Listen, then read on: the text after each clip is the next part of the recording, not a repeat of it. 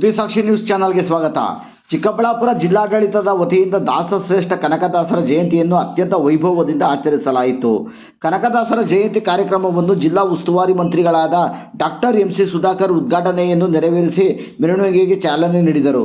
ನಂತರ ಅವರು ಮಾತನಾಡುತ್ತಾ, ಸಮಾಜದಲ್ಲಿನ ಜಾತಿ ವ್ಯವಸ್ಥೆಯ ವಿರುದ್ಧವಾಗಿ ಸುಮಾರು 500 ವರ್ಷಗಳ ಹಿಂದೆಯೇ ತಮ್ಮ ಕೀರ್ತನೆಗಳ ಮೂಲಕ ಜಾಗೃತಿ ಮೂಡಿಸಲು ಪ್ರಯತ್ನಿಸಿದ ಮಹಾನ್ ಸಂತ ಕನಕದಾಸರು.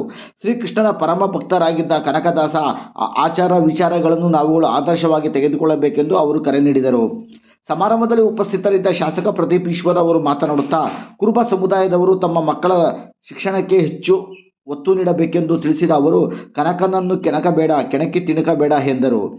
ಕಾರ್ಯಕ್ರಮಕ್ಕೂ ಮುನ್ನ ಸಚಿವರು ನಗರದ ಎಂಜಿ ರಸ್ತೆಯಲ್ಲಿರುವ ಶ್ರೀ ಮರುಡಸಿದ್ದೇಶ್ವರ ದೇವಸ್ಥಾನದ ಮುಂಭಾಗದಿಂದ ಕನಕದಾಸರ ಪಲ್ಲಕ್ಕಿ ಮತ್ತು ಜಾನಪದ ಕಲಾ ತಂಡಗಳ ಮೆರವಣಿಗೆಗೆ ಚಾಲನೆ ನೀಡಿದರು.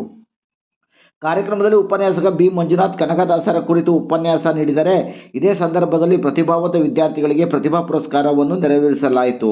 ಕಾರ್ಯಕ್ರಮದಲ್ಲಿ ಜಿಲ್ಲಾಧಿಕಾರಿ ಪಿ.ಎನ್. ರವೀಂದ್ರ, ಜಿಲ್ಲಾ ಪಂಚಾಯಿತಿ ಮುಖ್ಯ ಕಾರ್ಯನಿರ್ವಹಣಾಧಿಕಾರಿ ಪ್ರಕಾಶ್ ಜಿ.ಟಿ. ನಿಟ್ಟಾಳಿ, ಅಪರ ಜಿಲ್ಲಾಧಿಕಾರಿ ಎನ್. ಭಾಸ್ಕರ್, ನಗರಾಭಿವೃದ್ಧಿ ಪ್ರಾಧಿಕಾರದ ಅಧ್ಯಕ್ಷ ಕೆ.ಎನ್. ಕೇಶವರೆಡ್ಡಿ, ತಹಶೀಲ್ದಾರ್ ಅನಿಲ್ ಕುಮಾರ್, ಕನ್ನಡ ಮತ್ತು ಸಂಸ್ಕೃತಿ ಇಲಾಖೆಯ ಸಹಾಯಕ ನಿರ್ದೇಶಕರಾದ ಡಿ.ಎಂ. ರವಿಕುಮಾರ್, ಕುರುಬರ ಸಂಘದ ಜಿಲ್ಲಾಧ್ಯಕ್ಷರಾದ ಎ. ನಾಗರಾಜ್, ತಾಲೂಕು ಕುರುಬರ ಸಂಘದ ಅಧ್ಯಕ್ಷರಾದ ಎಂ. ಆನಂದ್, ಸಮುದಾಯದ ಪ್ರಮುಖ ಮುಖಂಡರಾದ ರವೀಂದ್ರ ಕುಮಾರ್ ಬಾಬು, ಜಿಲ್ಲಾ ಪಂಚಾಯತ್ ಮಾಜಿ ಅಧ್ಯಕ್ಷ ಗಂಗೇರ ಕಾಲುವೆ ನಾರಾಯಣಸ್ವಾಮಿ, ವೇಣುಗೋಪಾಲ್, ಕುರುಬ ಸಂಘದ ಅಧ್ಯಕ್ಷ ಆನಂದ್, ರಮೇಶ್, ಲಕ್ಷ್ಮಯ್ಯ, ಎಂ. ಮರಿಸ್ವಾಮಿ, ಮಹಿಳಾ ಮಂಡಳಿಯವರಾದ ಸರಸ್ವತಿ, ವೀಣಾರಾಮು, ರಾಧಿಕಾ, ನೇತ್ರಾವತಿ, ವಸಂತ, ಸುಮಿತ್ರ, ಸುಮಾ, ಶೋಭಾ, ಅಣ್ಣಮ್ಮ ಮುಂತಾದವರು, ವಿದ್ಯಾರ್ಥಿಗಳು, ಸಾರ್ವಜನಿಕರು ಕಾರ್ಯಕ್ರಮದಲ್ಲಿ ಭಾಗವಹಿಸಿದ್ದರು.